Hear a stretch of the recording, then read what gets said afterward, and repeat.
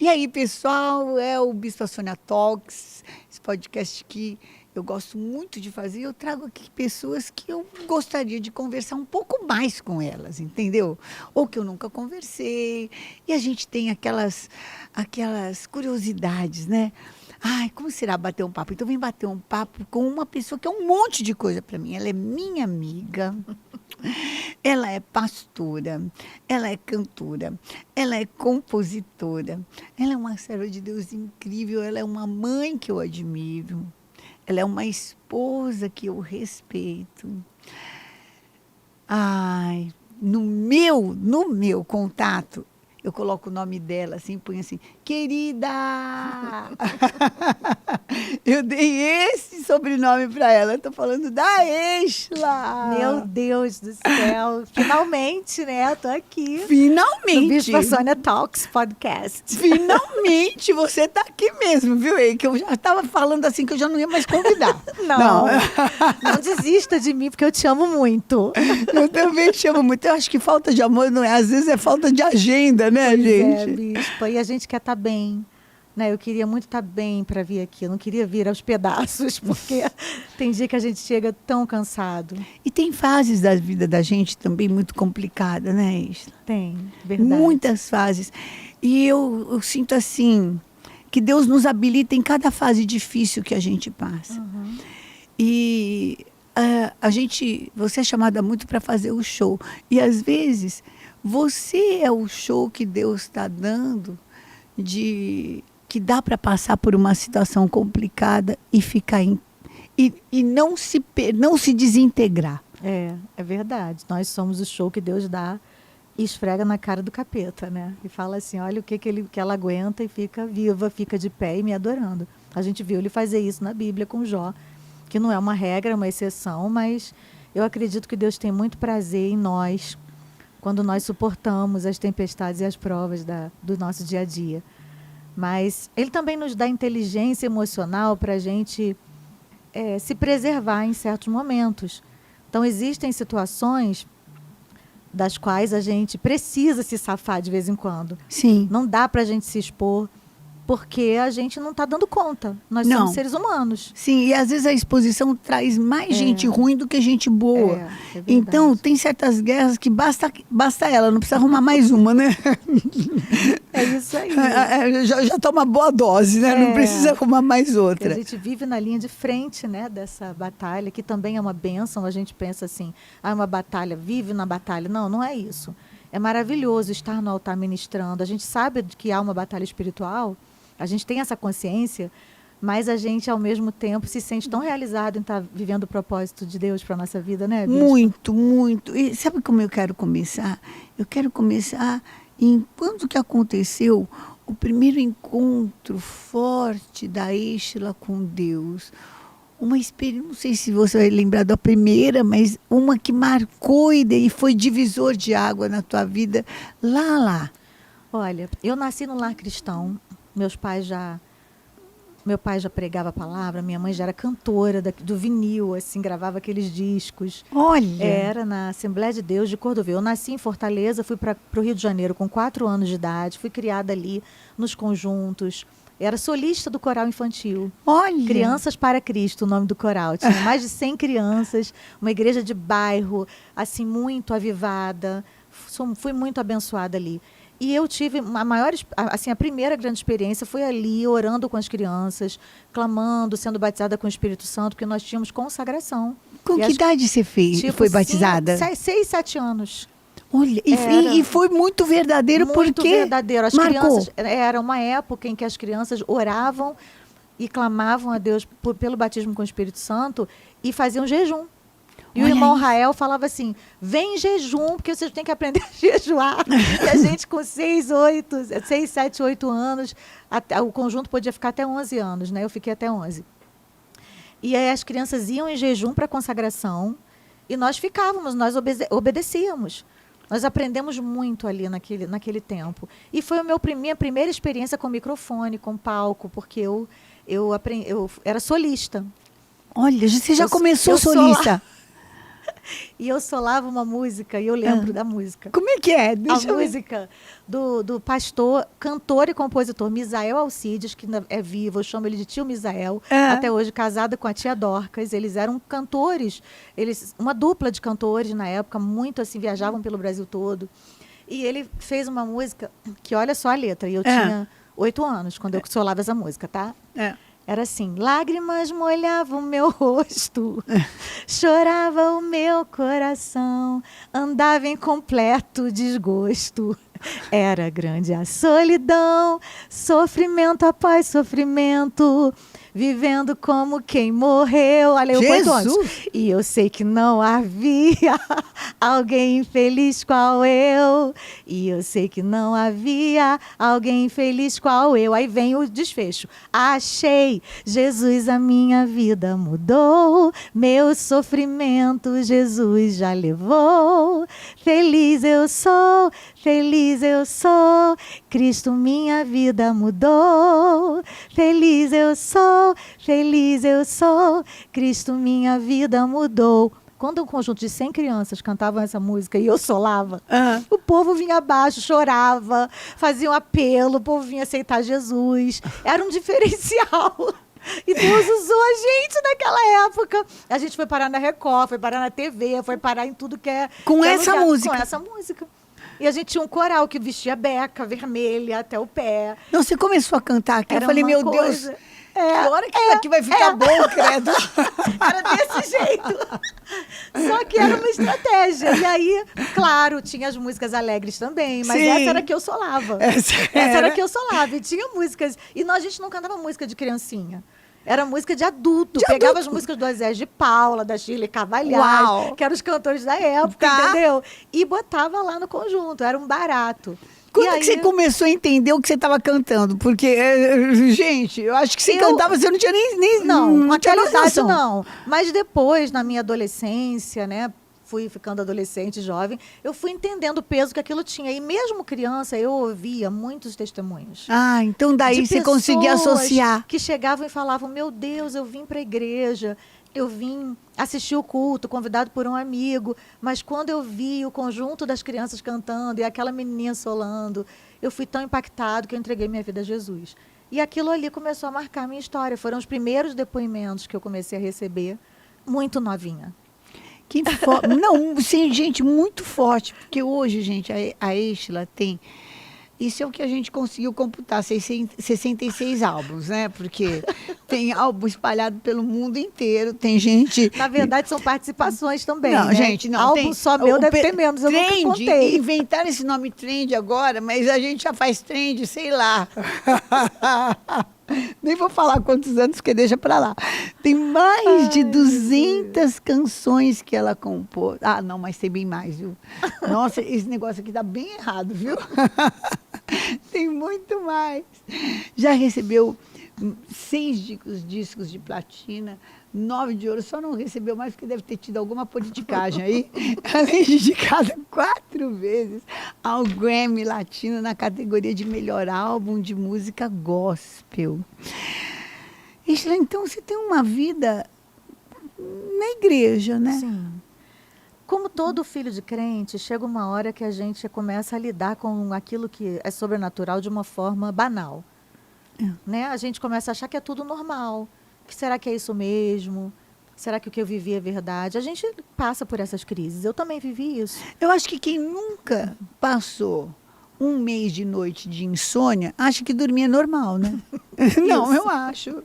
Então, assim, você deita e dorme, você nunca passou um dia de insônia, né? Pelo contrário, sem dificuldade de acordar, então você não sabe o bem que você tem, né? O quanto que você é abençoado. Você não tem essa noção.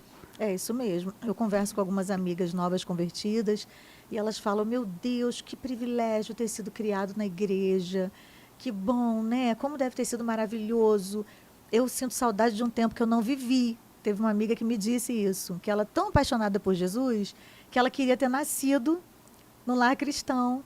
Mas, claro, né, ela está vivendo agora aquele momento, o primeiro amor, que a gente nunca deve sair dele. Mas a verdade é que, quando a gente nasce na igreja, às vezes a gente banaliza aquilo que não é banal. A gente Não, acha que não natural é aquilo que normal. é sobrenatural. A gente vive inserida, bispa, num ambiente de milagre, né? Não é? Toda hora a gente ouve um testemunho. Alguém que estava doente foi curado.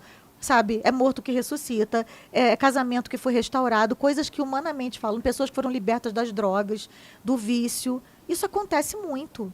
E a gente também lida com pessoas que viveram perdas e superaram, que viveram, sabe, que faliram e se levantaram, que estavam em depressão e foram também restauradas desse lugar de dor, de angústia, porque a gente tem vivido muito esse tempo dessa doença horrorosa, né, Sim. no nosso meio.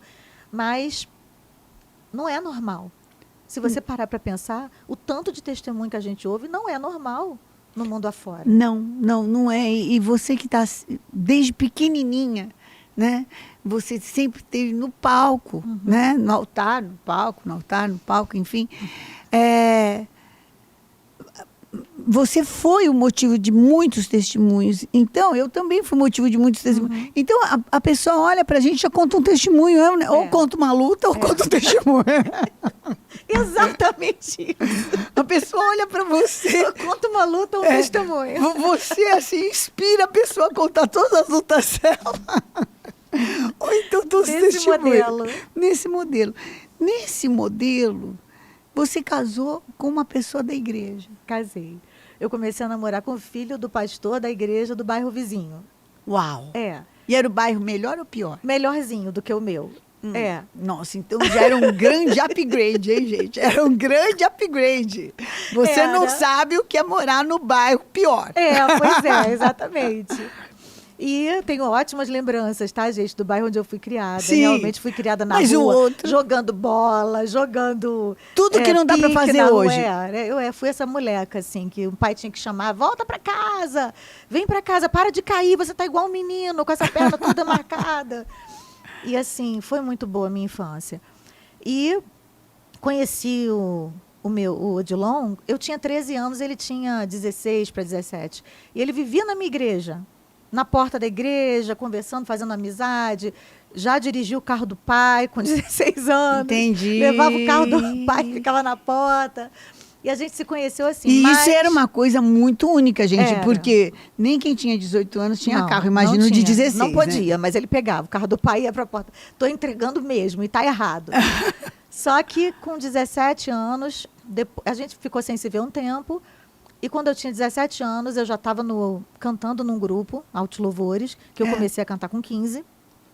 Um grupo que já era conhecido, que já viajava o Brasil todo. E o Odilon foi me ver, a convite de uma amiga, no teatro. E naquele lugar ali, a gente começou uma conversa que evoluiu para um namoro sério.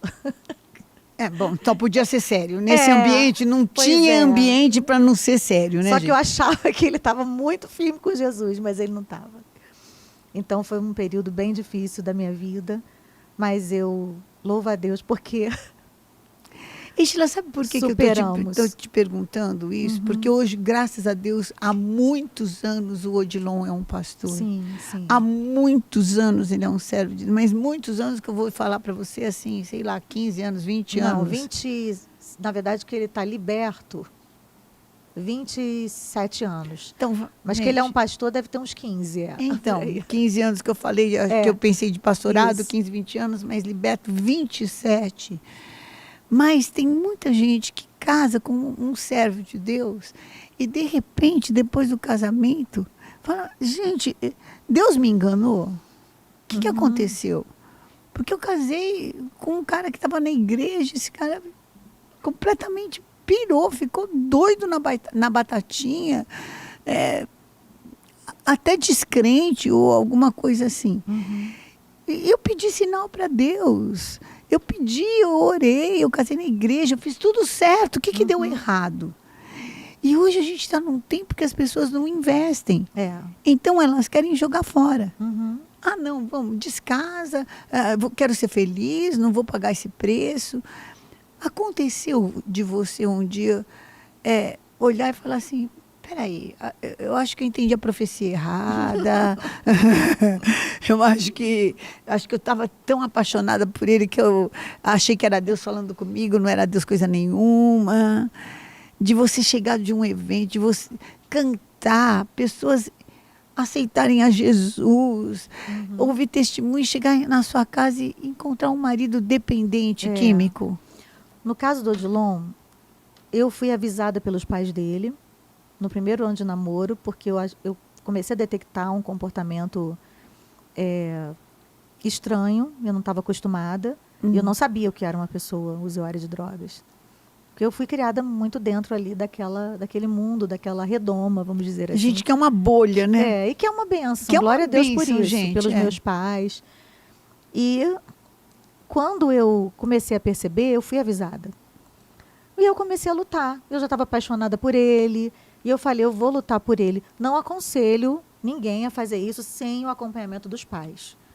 Tá? Porque quando você é uma jovem e você está namorando alguém que é usuário de drogas, você corre perigo.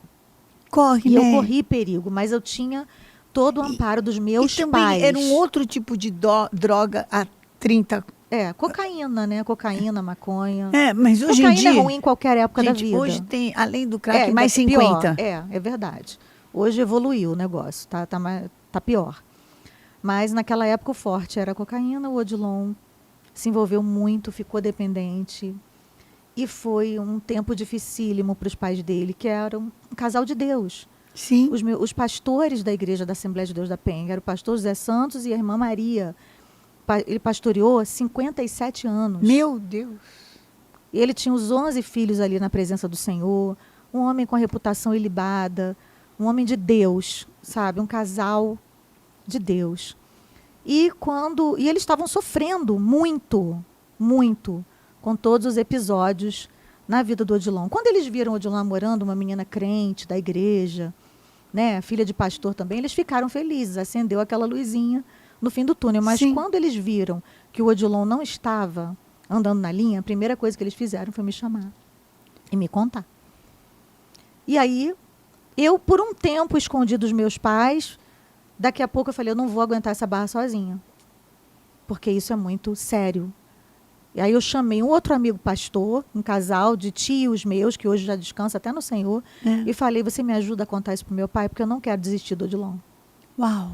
E aí o Odilon estava indo para uma casa de recuperação na época, que é um trabalho maravilhoso, desenvolvido pela igreja também. A igreja faz esse trabalho, inclusive a Renascer também tem esse trabalho, né, Bispa? Temos. Que a gente apoia porque realmente é algo lindo, o trabalho que a igreja presta à sociedade. Nenhuma casa está livre de que isso aconteça, gente. Sim, pois é. Nenhuma casa está livre de que, de repente, Satanás, um oportunista, venha para roubar a tua herança. Exatamente. Então, nós precisamos realmente entender o trabalho que a igreja presta, né, à sociedade nessa hora. E a igreja... E você casou com ele desse jeito? Primeiro ele foi para essa casa de recuperação, voltou, ficou bem, por um período ficou bem. Aí ficava entre altos e baixos. A gente chegou a noivar, perto do noivado eu terminei tudo, voltamos. 5 anos nessa batalha. Quando o Odilon teve uma melhora, eu falei, chega, eu vou orar a Deus e vou pedir a Deus uma resposta. Porque Deus, eu não acho que ele é um santo casamenteiro que fica por aí. Não. Te apontando, você tem que casar com esse. Mas eu acredito muito que ele une propósito. Sim.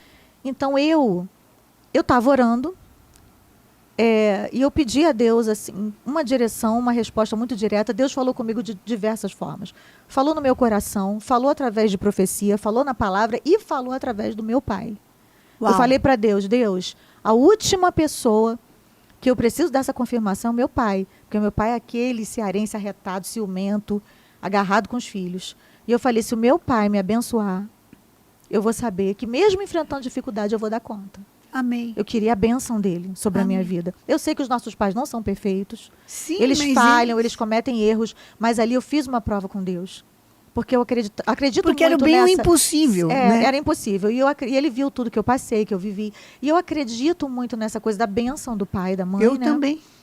Desse princípio que Deus criou. Você sabe que eu também voltei com o Estevão, porque o meu pai escreveu na capa da Bíblia dele que era o Estevão, aquele. Não sabia. Porque a minha mãe não queria.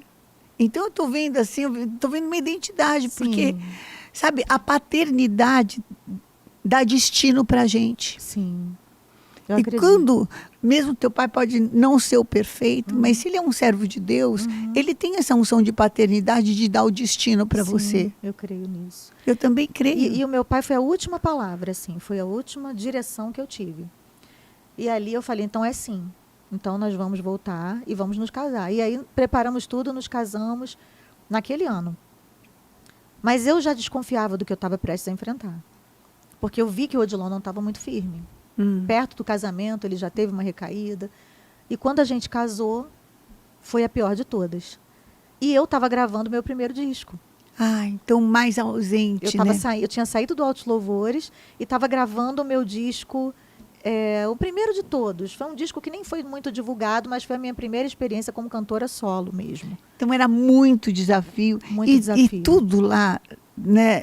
A gente não tinha essa tecnologia que facilita muito. A gente não tinha Pro Tools, um monte de coisa, Não apesar de tinha você ser muito nada, afinada, a gente né? demorava, a gente ficava Mas- em estúdio. E ele até me acompanhava, ele ia comigo, ficava comigo em estúdio. Só que ele tinha uma vida paralela. Porque uma pessoa que depende da droga para viver, ela não consegue comer, acordar, comer, fazer nada sem usar a droga. Entendi. E é uma coisa. E quem está ao redor fica codependente. Porque você vive a vida da pessoa, vive no ritmo da pessoa. Ai, onde será que está? O que Sim. está fazendo? Como é que Exatamente. está? Meu Deus. E eu, sem sabedoria nenhuma, com 23 anos de idade que eu casei, de vez em quando eu achava alguma coisa em casa, eu ia lá, botava no vaso e dava descarga. E brigava, a gente Por que você discutia. acha que isso é falta de sabedoria? Porque ele, uma pessoa sozinha, com uma pessoa dentro de casa, em crise de abstinência, comigo, uma jovem, Ah, se ele ficasse violento, se acontecesse alguma coisa, ele podia me machucar. entendi. Mas o Odilon nunca levantou a mão para mim, porque ele não tem esse temperamento. Mas se uma pessoa é dependente químico e ele tem uma tendência à violência, ele pode machucar uma pessoa na falta da droga. E a gente não está aqui para apoiar nada disso. Não, Pelo não tá. contrário, a gente manda denunciar mesmo para a polícia, não fica no mesmo ambiente, não corre esse perigo. Só que eu não sabia o perigo que eu estava correndo. A gente discutia muito verbalmente, a gente brigava. Não, sabe por que eu estou perguntando? Porque muitas vezes eu já vi gente aconselhar, não, pega isso, dá descarga, joga fora. Como se isso fosse impedir a pessoa. Não impede, vai lá e compra de novo. Entendeu? De alguma às E vezes outra acaba coisa, até roubando ainda é tudo. pior, porque ele vai ter que correr o risco de ir lá buscar. Né? Que é um negócio. Quer dizer, você não resolve. Não resolve. Há certas atitudes que não resolvem o problema. Então, para que você tomar essa atitude que não resolve? Eu demorei a entender, Bispa, que a minha batalha era espiritual. Sabe? Quando que você entendeu Eu isso? entendi no dia que ele chegou para mim, eu lembro do dia. Foi uma coisa muito pontual, porque o Odilon, a gente já estava 1 ano casado, aí eu já estava gravando o meu segundo disco pela MK, Uau, porque aí já estava na MK. Nesse inteirinho eu fui contratada pela MK, a gravadora onde eu estou hoje, tá? tá. Eu fui contratada por eles, aí aquele outro disco ficou guardado na gaveta, Tá. porque foi alguma experiência que eu tive, mas que não foi para Que não- frente. acabou não desenrolando. É. Aí eu gravei e tinha uma música muito forte, que o nome dela é Tira-me do Vale. Canta- Tira-me do vale, quero ver tua mão. Tira-me do vale, quero libertação. Chega desse vale, quero agora viver. Quero asas de águia para subir. Quero os pés como os das corças em mim. Essa música é do pastor Livingston Farias. E quem me apresentou essa música foi o Emerson Pinheiro. Ah, O Emerson ainda era solteiro, nem namorava a Fernanda, que inclusive foi eu que apresentei. A gente tem que fazer um podcast amigas aqui, hein? A Nós gente precisa. a gente necessita. E aí, quando eu recebi essa canção, eu chorei tanto, eu me derramei, eu falei, eu preciso gravar essa música é a minha verdade. Eu quero isso, eu quero viver isso. E aí, o pastor Livingston, que nem me conhecia, foi apresentado a mim pelo Emerson, pelo pastor Emerson, e eu gravei essa canção. Foi o carro-chefe daquele disco, e a gravadora amou, botou o título do álbum, do CD na época, Tira-me do Vale. E foi o meu primeiro CD mesmo, porque na época eu estava vendo a transição do vinil para o CD. E aí, no dia, o que aconteceu? O momento, você perguntou, o momento em que eu tive esse insight.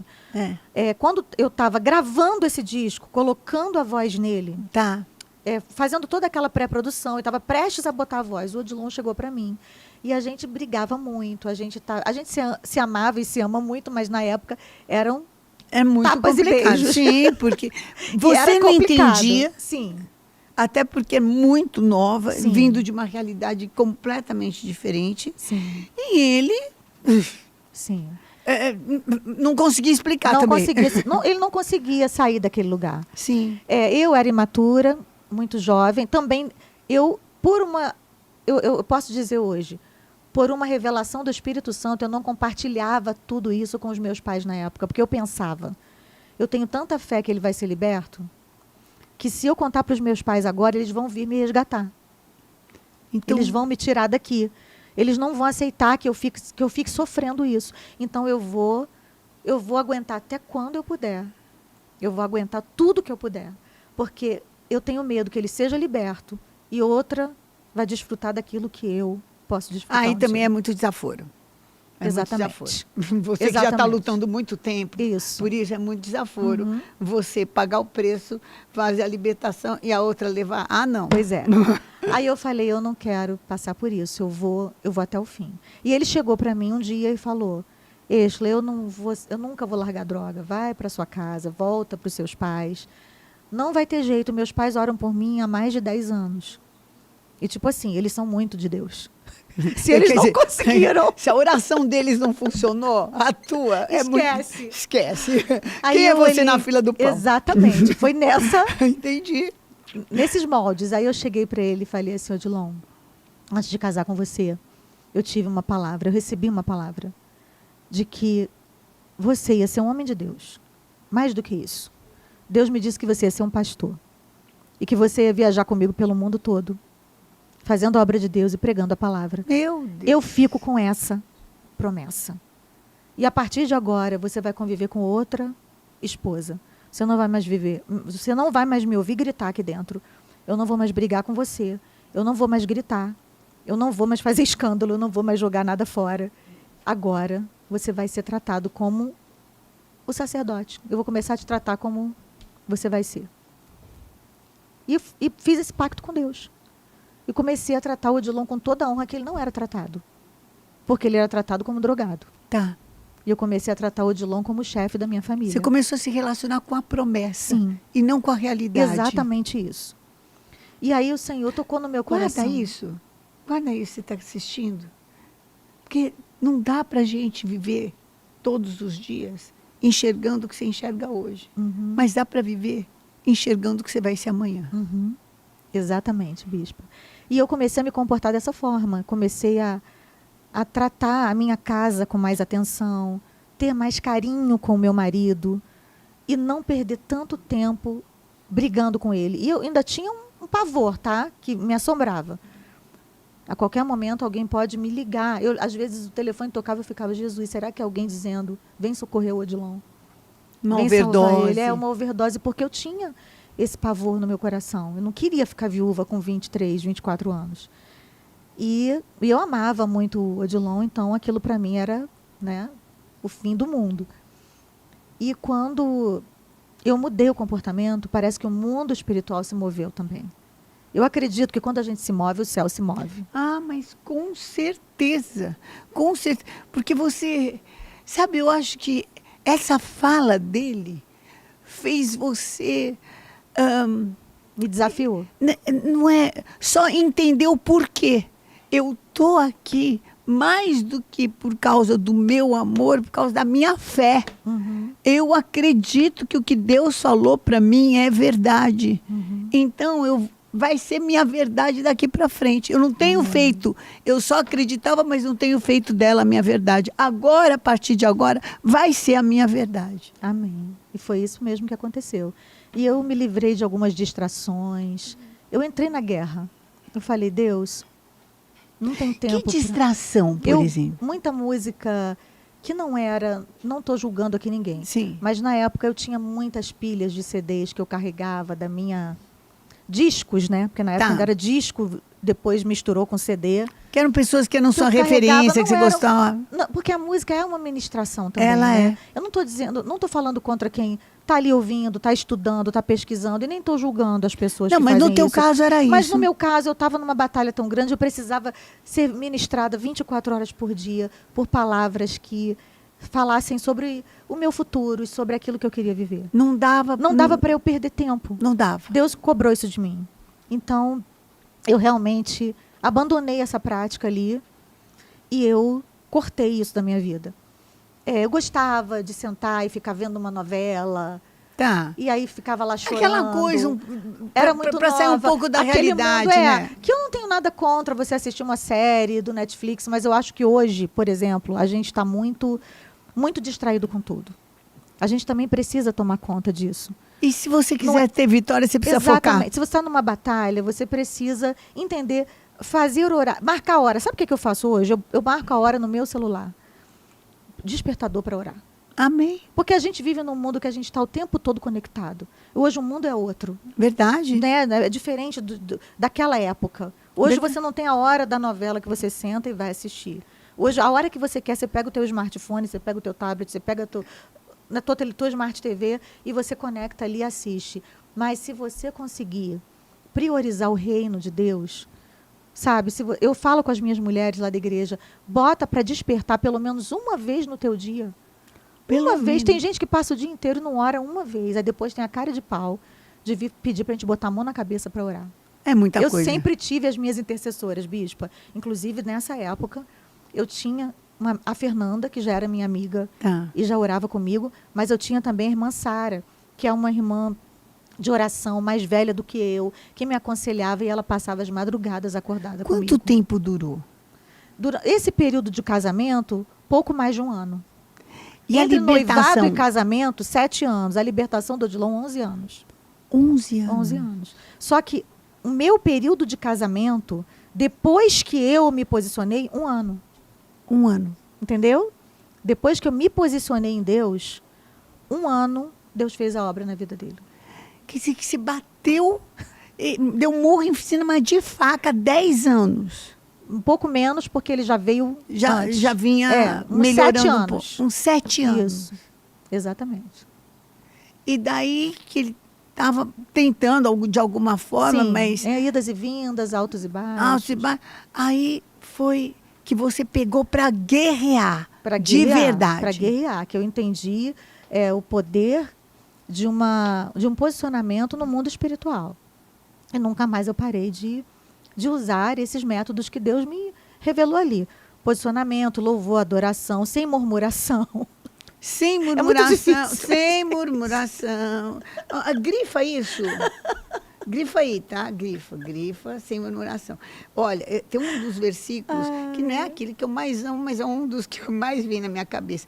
Que, por causa da murmuração, eles trouxeram o exterminador. Gente, exterminador é aquilo que não deixa nada, não tem mais Eita. raiz para brotar mais nada. Eita. Você extermina a tua bênção. Você já pensou isso? Forte.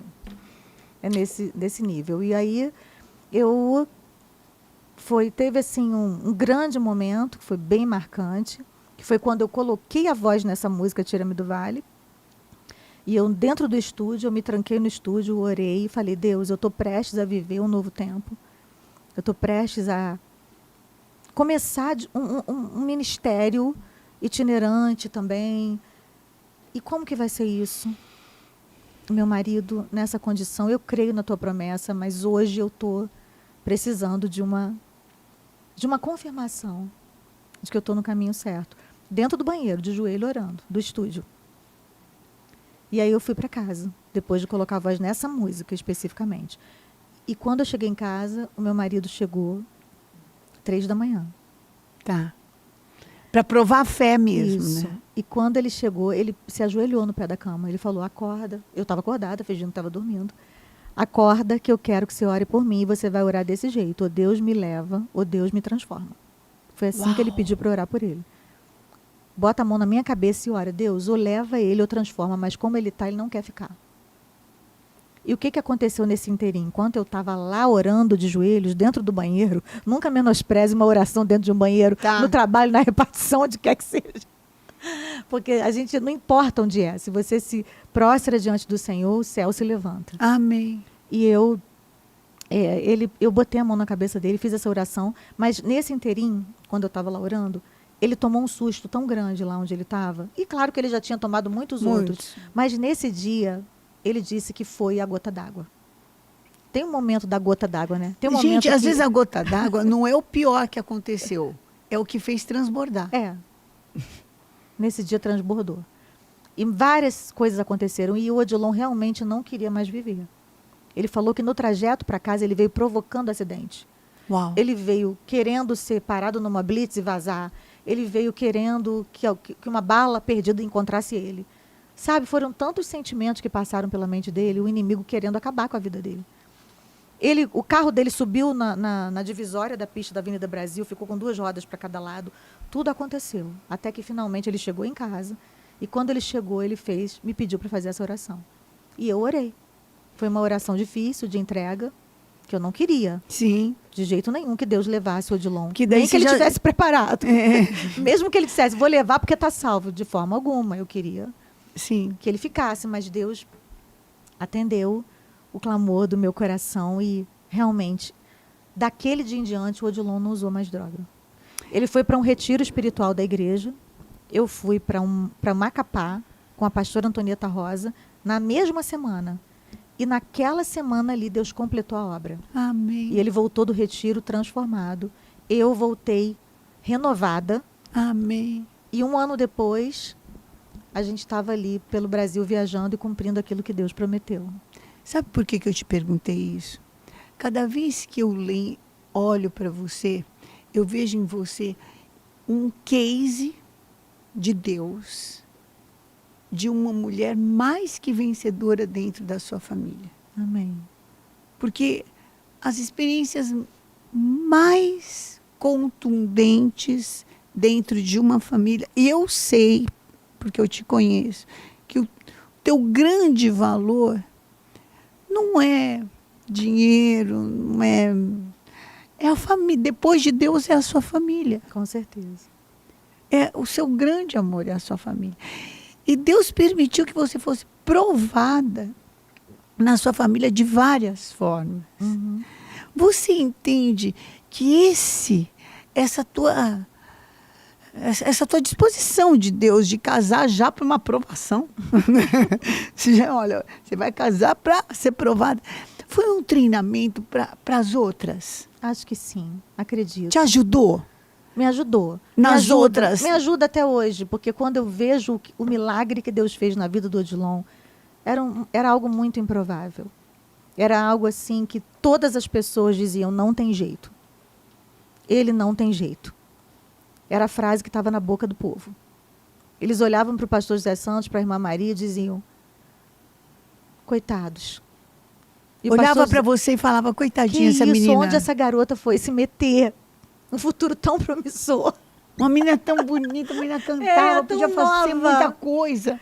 Mas eu louvo a Deus, porque realmente hoje o meu marido é o meu pastor, sabe?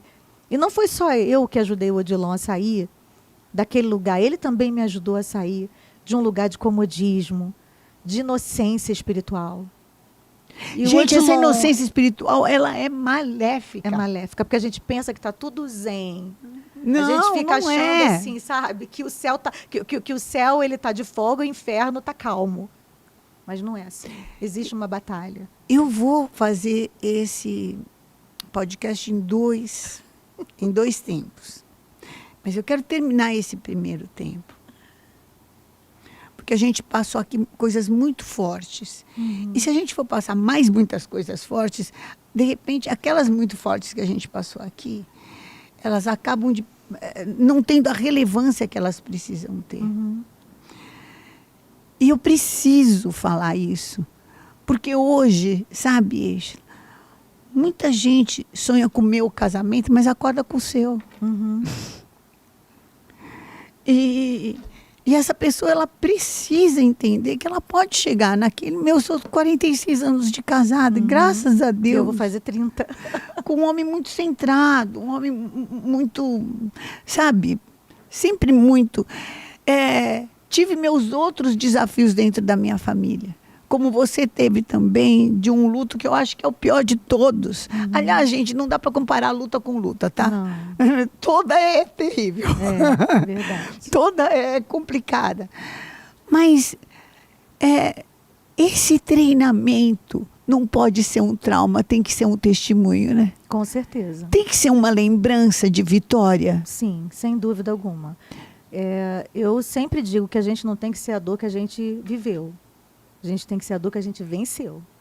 Eu não aceito esse rótulo. Sabe? Eu não aceito que coloquem sobre a minha vida um rótulo que tem uma conotação de uma batalha apenas. Eu quero ser realmente lembrada um dia, quando eu partir, como alguém que superou e que está aqui para encorajar outros a superarem. A história está aqui para isso. Já teve gente que chegou para você falando, nossa, coitada, como você sofre. Já. Querendo fazer com que você se sentisse a Com pessoa mais certeza. castigada da Terra? Sim. Eu cheguei uma vez numa loja e não foi por mal que ela fez isso, mas ela me perguntou se eu era a mãe do filho que morreu. Meu Deus do céu. Eu falei, primeira coisa, meu nome é Estela. Muito prazer, me abraça aqui. Eu não sou a mãe do filho que morreu, porque eu não sou a mãe que perdeu o filho. Foi isso que ela me perguntou. Você é a mãe que perdeu o filho? Desse jeito. Eu falei, não, eu sou a mãe que sabe onde o filho está. Eu entreguei de volta para o Senhor. E eu sei onde ele está. Então, eu tive que mudar isso. Mas, na hora, me deu aquele susto. Eu falei, Deus, Olha isso? Olha o nome isso que, de repente... Gente, ela não tem culpa e nem estou falando que ela era endemoniada, nada. Não. Mas olha o nome que o inimigo queria que você assumisse. Exatamente. A mãe que perdeu o filho. Nossa, não aceito. Porque num momento desse, parece assim que o mundo inteiro, puxa, será que o mundo inteiro agora vai me reconhecer como a mãe que perdeu o filho? Exatamente, foi essa a minha indignação. Ou como mulher que teve um marido drogado. Isso. Quer dizer, eu vou perder meu nome e eu vou ser a mulher do marido drogado, que o marido era drogado, a mãe que perdeu o filho. Que história! Olha os nomes que o inimigo quer trazer para você. Mas, bispa, a humanidade é assim, a gente cita as pessoas pelos rótulos, né? Pelas e a gente dores. precisa tomar cuidado para não assumir essa identidade derrotada que o inimigo quer. Exatamente. Que a gente assuma, porque derrotado é ele, né? Ele que é derrotado, ele já perdeu. E na hora eu não aceitei, eu fiquei... Você teve esse indignada. insight? Tive, na hora, me deu aquele susto. Era recente? Tinha um pouco mais de um ano que tinha acontecido. Que agora está fazendo aniversário, né? Daqui um pouquinho. Fez agora. É uma data que a gente não queria ter nunca no calendário. A gente não queria lembrar. Mas vai fazer o quê? Não tem como passar por cima. Passar por ela. A gente sempre lembra, né? Agora com mais leveza. Né? Eu sempre digo isso para as mãezinhas, que a dor da saudade, a gente se acostuma com ela, mas a graça aumenta, a força aumenta. Não é que a saudade vai embora, é que a graça aumenta. Sabe o que eu sinto? Eu vi uma vez uma mulher que ela não tinha os braços e ela fazia tudo com os pés. Ela até pintava. Uhum. Então, para ela, tinha que ter uma graça muito maior, um empenho muito maior, um poder muito maior, uma habilidade muito maior do que quem tinha os dois braços, as pernas. Então, eu acho que quando alguém passa por uma situação dessa, tem uma porção maior de graça de Deus sobre a vida da gente. Eu acredito. Para a gente conseguir fazer o que todo mundo faz com maior facilidade. Isso, exatamente. Até para a gente conseguir acordar, escovar o dente. Sim. Primeiro são essas pequenas tarefas. Sim, porque não dá vontade de levantar da cama, né?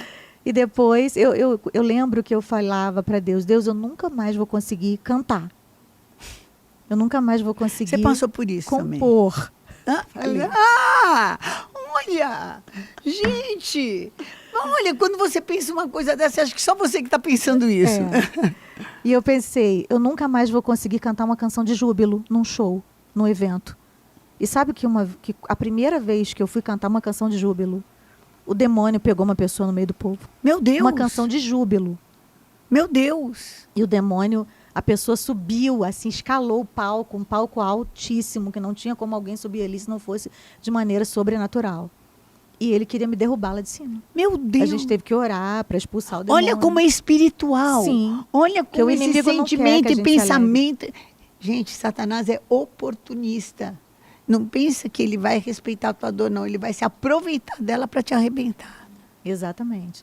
E quando eu vi aquilo ali, eu falei, meu Deus, no meio de uma música de júbilo, que é a primeira vez que eu estou cantando aqui, depois desse episódio De tudo terrível, isso. eu falei, Deus quer que eu volte a cantar canções de júbilo pela fé. Amém. Então eu comecei a cantar. Pela fé. Pela fé. Como você começou a se relacionar com o seu marido pela fé. Exatamente.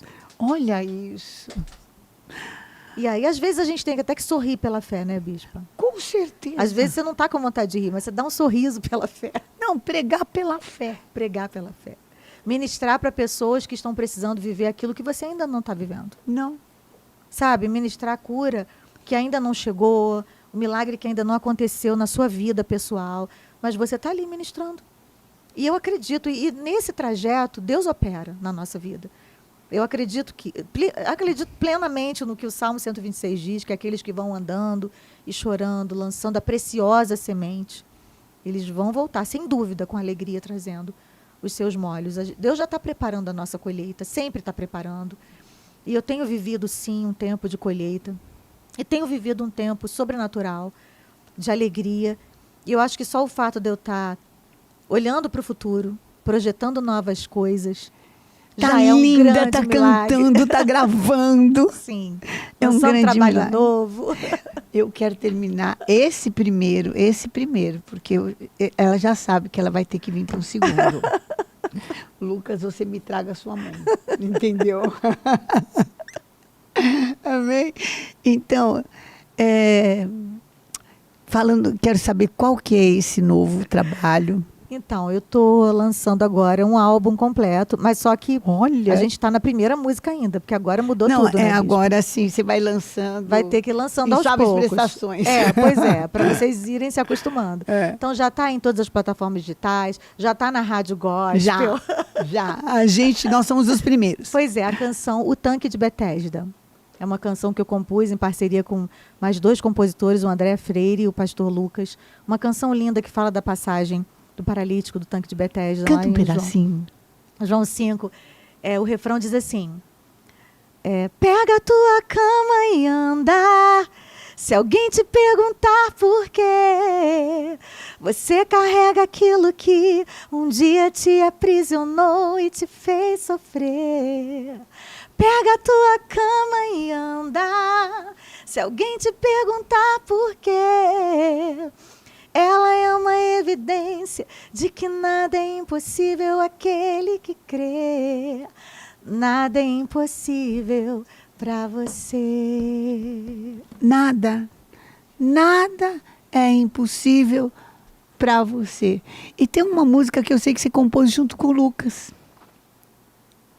E que ela falou para mim também. Uhum. Porque eu também estava num processo de cura de luto. E eu quero terminar com ela. E dizer que se de repente você não viveu o milagre que você queria, mas você está em pé, está crendo, está acreditando que é muito ruim o que você está vivendo, mas deve ser o melhor, porque Deus é que controla a tua vida, Amém. não é o diabo. Deve ter alguma coisa muito boa aí que agora você não está conseguindo entender, porque está muito ruim, está muito dolorido. Mas você preferiu acreditar que isso é o melhor para você. Então, para você que está nessa situação de viver muito ruim, mas preferiu acreditar que isso é o melhor e que daqui a pouco você vai ver propósito, essa música é uma das minhas preferidas. Um milagre sou eu. Você não viveu aquele que você queria, mas o milagre é você estar de pé e acreditando ainda. O milagre é você ainda estar amando a Deus, porque o que o diabo queria é que você não tivesse nem de pé e nem acreditasse. Mas então deixa eu contar nesse podcast que vai ter que se estender só mais um pouquinho. Vai. Como foi que essa canção nasceu? 2 dias depois que Deus tinha levado meu filho, eu tinha enterrado o Mateus. E a bispa Sônia era a pessoa que eu acessava o tempo inteiro. Porque num momento como esse, você quer saber o que as pessoas, o que as leoas, as sobreviventes, as guerreiras vitoriosas do Senhor. Porque vitoriosa não é aquela que não passa por luta, é aquela que passa por cima da batalha em Deus. E a bispa estava num momento muito terrível da vida dela também. E eu fiquei, meu Deus, como ela aguenta isso? Por várias vezes eu me perguntei. E eu falei, eu preciso que ela me dê o caminho da sobrevivência. E a bispa me falou algo assim muito marcante. Ela disse assim, Êxola, marca a hora para chorar. Não seja engolida pelas lágrimas e chora no altar. Você lembra disso? Lembro. E coloca tudo no altar do Senhor. Enquanto você chora, adora a Deus. Adora a Deus. E eu obedeci. E eu me tranquei no meu quarto. E comecei a adorar sem vontade, sem ânimo. Claro, a gente não tem vontade nem de viver. E eu posso dizer aqui, sem dúvida nenhuma, que foi o pior momento da minha vida. Mas ela estava segurando a minha mão o tempo inteiro. E ela me ligava, e ela passava recado, e ela orava por mim. E ela me sustentou, e eu sou muito grata. Quero te agradecer. Amo. Te agradecer, porque você tem culpa da minha sobrevivência. Eu quero ser culpada. Deus te usou. Eu quero ter essa culpa pro resto da minha vida. E aí, numa dessas ocasiões em que eu estava trancada no meu quarto, 2 dias depois, mais precisamente, eu escrevi uma canção. E essa canção diz: se Ele quiser, Ele ressuscita mortos. Ele faz o impossível. Tudo porque Ele é Deus. Mas se Ele não quer que aconteça do meu jeito, eu declaro que eu aceito. E agora o milagre sou eu. E aí eu profetizei. Eu não vou parar, vou continuar te adorando, Deus. O milagre sou eu, sou eu. Eu não vou parar, não. Nem você. Vou continuar te adorando, Deus. O milagre sou eu. E eu realmente me apossei dessa palavra. Foi a revelação que Deus me deu para aquele tempo. Mas as pessoas ouviram a canção, mas não sabem o que há por trás dela. E o que há por trás dela são as orações da bispa Sônia ali por mim também. Ela foi alguém que me segurou, que me sustentou nesses momentos tão terríveis, porque ela tinha autoridade. A Bíblia diz, o apóstolo Paulo nos ensina que com a mesma consolação com a qual de Deus fomos consolados, nós podemos consolar os outros que estão vivendo É a minha vingança. as suas tribulações. É a minha vingança. A minha vingança está de pé. É. O inferno, Satanás e o inferno inteiro vão ter que me enxergar de pé. Vou ter que te aturar. Vão ter que me aturar. Vão ter que te aturar, Êxola. Amém. Sabe? Porque se Deus nos deixou vivas é por um propósito, né? Por um bispa? propósito. Deus é o nosso pai, Ele não é torturador, Ele não é nosso acusador. Essa é a minha missão. Ele é o nosso amor. Essa é a minha missão, essa é a tua missão. Eu não vou comparar minha missão com a missão de ninguém. Sim, claro. Eu acho que missões complicadas Deus dá para pessoas mais habilitadas no espírito. Deus não podia falar para qualquer um entrar na cova dos leões. Precisava ser um Daniel que orava e estava em comunhão com ele muito, muito, muito, muito. E conhecia de todo dia. Não é de uma guerra. Então, o milagre somos nós. E você também pode ser o seu milagre. Pode ser que você não tenha vivido aquele que você queria. Mas você está vivendo um que pouca gente vive. Quer ficar de pé. Quer não se perder. Quer não deixar o inimigo roubar a tua doçura. Não deixar o inimigo roubar o teu louvor. Teu sorriso. O teu sorriso. Tua esperança, teus sonhos. Tua alegria de viver. Você falou isso para mim, inclusive. Ela disse assim, Êxla, não deixa a morte levar mais nada além daquilo que ela já levou. Deus permitiu a morte levar o Mateus, mas não permita que ela leve seus sonhos, seu casamento, que ela leve o Lucas. Fica aí, ó, fica firme na torre de vigia. E eu aceitei o seu conselho. E estou firme aqui, viu?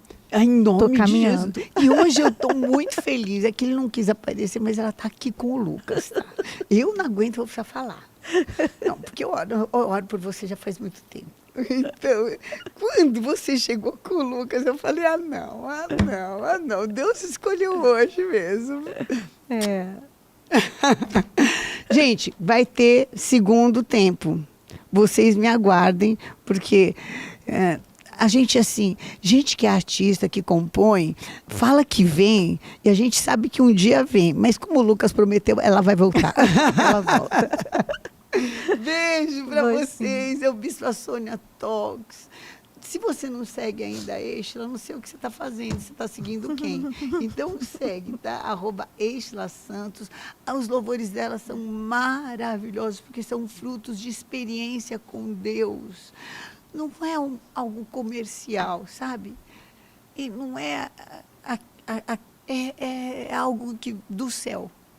Então é @Êxla Santos. E deixa eu aproveitar para pedir que você ouça nas plataformas digitais, coloque a música nas suas playlists, bota a do Renascer Praise também junto, pega lá, bota Êxla, o tanque de Bethesda nova, e já bota escape atrás, já na põe. frente. Aliás, não põe atrás, na frente, a gente tudo canta quanto no louvor da igreja. Ai, mas é demais, amo. né? Que música linda, né? Ela é linda.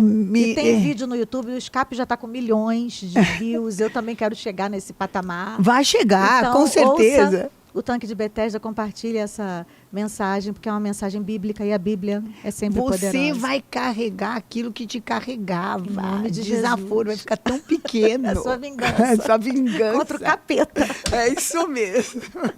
Valeu demais. Esse foi o Bispa Sônia Talks.